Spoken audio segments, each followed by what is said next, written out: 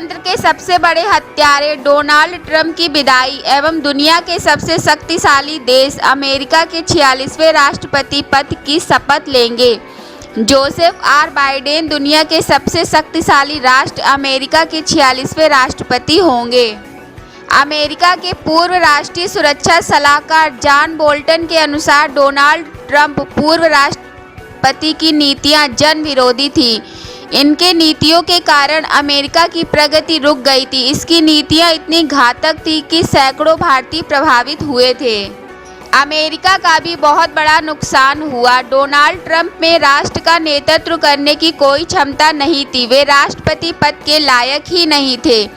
अमेरिकी राजनीति में एक अपवाद व्यक्ति था। उनकी हरकतों ने संवैधानिक प्रक्रिया के साथ खींचतान किया था। ट्रंप का किसी भी दर्शन से कोई ताल्लुक नहीं था। उसमें कोई दूरदृष्टि नहीं थी। उनमें विचारधारा स्थापित करने की कोई क्षमता नहीं थी। डोनाल्ड ट्रंप के समर्थकों ने सत्ता को यथावत रखने के नाकामयाब इरादे से कैपिटल हिल अमेरिकी संसद पर हमला हिंसा किया था। डोनाल्ड ट्रंप पहले राष्ट्रपति हैं जिस पर एक कार्यकाल में 2 बार महाभियोग चला। उनके गलत तथ्यों के कारण सोशल मीडिया ने बैन लगाया था। चुनाव में धांधली के गलत आरोप थे। उन्होंने लोगों को भड़काया था। कोरोना महामारी में 4 लाख से ज़्यादा लोगों की मौत गैर जिम्मेदाराना व्यवहार एवं लापरवाही के कारण हुई थी। ट्रंप के कार्यकाल में गोरे और काले black lives matter George Floyd की हत्या के बाद अमेरिका के कई शहरों में ब्लैक लाइव्स मुद्दे को लेकर उग्र आंदोलन चला। बाइडेन के राष्ट्रपति बनने में प्रवासी भारतीयों को उम्मीद है कि अमेरिकन ड्रीम, अमेरिका के सपने पुनर्जीवित होंगे। डोनाल्ड ट्रंप लोकतंत्र का हत्यारा था। उसने संसद पर हमला कर दंगा हिंसा करवाई थी। दुख की बात तो यह है कि ऐसे दंगाई हिंसक व्यक्ति का मित्र भारत का प्रधानमंत्री नरेंद्र मोदी था और उन्होंने डोनाल्ड ट्रंप को भारत बुलाकर नमस्ते ट्रंप में 200 करोड़ रुपया से ज़्यादा खर्च कर भारत देश के लोगों को कंगाल बनाने का पाप किया है। जिस तरह से अमेरिका के बुद्धिजीवी लोगों ने एवं प्रवासी भारतीयों ने डोनाल्ड ट्रंप जैसे हिंसक, दंगाई, नालायक व्यक्ति को राष्ट्रपति पद से हटाया, उसी तरह उसके मित्र नरेंद्र मोदी को हटाए जाने के लिए तमाम देश के बुद्धिजीवियों को एकजुट होकर संघर्ष आंदोलन खड़ा करने की जरूरत है, क्योंकि ऐसे व्यक्ति समाज और देश के लिए नहीं बल्कि विशेष वर्ग के लिए जीते हैं। इसीलिए इनकी देश को कोई ज़रूरत नहीं होना चाहिए। ऐसे लोग सांप्रदायिक फांसीवादी होते हैं। ये सामाजिक न्याय, संविधान और लोकतंत्र पर आस्था नहीं रखते। यह भीड़ तंत्र, जंगल राज को मान्यता देते हैं। ऐसे लोग तानाशाह सनकी होते हैं जिन्हें अपने समाज और देश की कोई परवाह नहीं होती। इसीलिए ऐसे लोगों का निकासा अत्यंत आवश्यक है। नरेंद्र मोदी देश के लिए अत्यंत खतरनाक और घातक है। अमेरिका न्यूयॉर्क टाइम मैगजीन ने लिखा था। भाजपा ने कुलीनता को ताक पर रखकर मुसलमानों को निशाना बनाया। भारत के ज़्यादातर प्रधानमंत्री हिंदू समुदाय से रहे हैं, लेकिन सिर्फ नरेंद्र मोदी इस तरह काम कर रहे हैं जैसे उनके लिए कोई और मायने ही नहीं रखता। उनकी राष्ट्रवादी भाजपा ने कुलीनता को ताक पर रख दिया, खास तौर से मुसलमानों को निशाना बनाया। केंद्र की भाजपा सरकार ने मुसलमानों को ही निशाना नहीं बनाया, बल्कि देश के करोड़ों सिख, किसानों, अल्पसंख्यक, बौद्धों, बहुजनों, देश के करोड़ों शिक्षित बेरोजगारों, नौजवानों एवं करोड़ों प्रवासी मजदूरों को भुखमरी के कगार पर लाकर उन्हें मरने, आत्महत्या करने पर मजबूर कर दिया गया है। जिस तरह से डोनाल्ड ट्रंप अमेरिका के लिए घातक था, वह लोकतंत्र का हत्यारा था, ठीक उसी तरह से नरेंद्र मोदी भी हमारे देश के लिए अत्यंत घातक एवं खतरनाक एवं लोकतंत्र का हत्यारा है।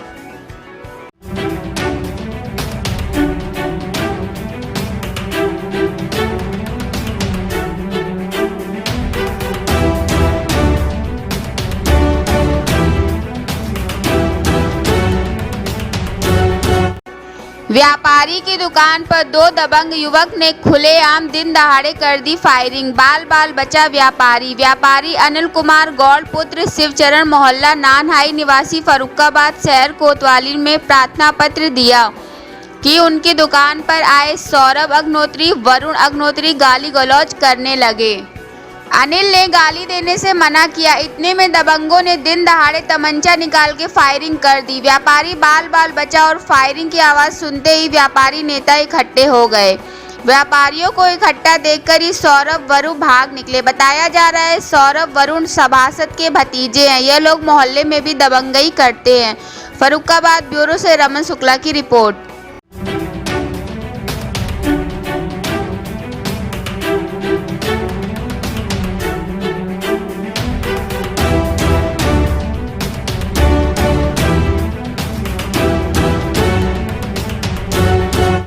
बाजार में बीती रात टेलीकॉम की दुकान का ताला तोड़कर कीमती मोबाइल चोरी कर लिया। चोरों की तस्वीर सीसीटीवी कैमरे में कैद हो गई। बीती रात कोतवाली क्षेत्र बिल्हौर में आए दिन चोरी की घटनाएं घट रही हैं।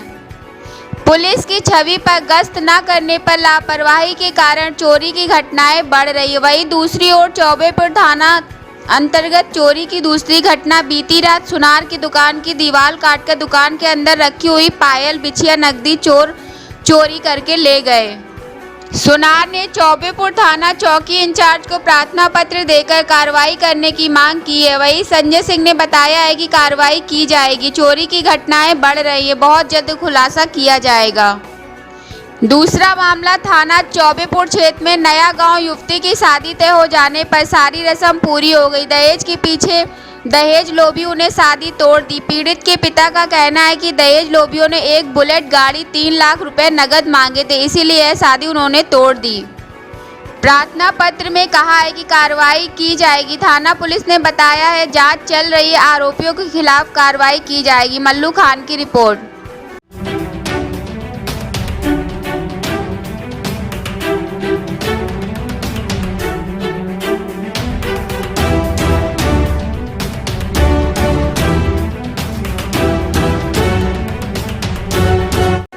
मलखरिया गांव निवासी राम विशाल अपने परिवार के साथ एक झोपड़ी में रहता है। झोपड़ी के अंदर रखा चूल्हे के आग में चिंगारी रह गई थी। यह राम विशाल के परिवार वालों ने देख नहीं पाया। हवा के कारण चिंगारी ने आग पकड़ ली।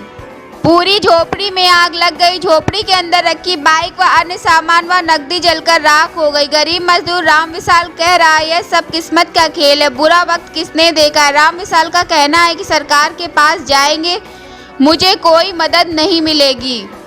जब झोपड़ी में रह रहे हैं, सरकार ने मुझे आज तक आवास नहीं दिया। आवास तो दलालों को मिलते हैं, 10,000 दो, 30,000 दो, प्रधान को दो, सरकार को दो, तब आवास मिलेगा। इसीलिए झोपड़ी में रह रहे थे। 2 वक्त की रोटी से गुजर बसर हो रहा था। राम विशाल मजदूर कह रहे हैं कि कुदरत की मार से बहुत जल्द तो नहीं सही हो जा पाऊंगा, लेकिन हाँ मेहनत से जरूर फिर ऐसी झोपड़ी दोबारा बना लूंगा। ककवन से पूनम सिंह की रिपोर्ट।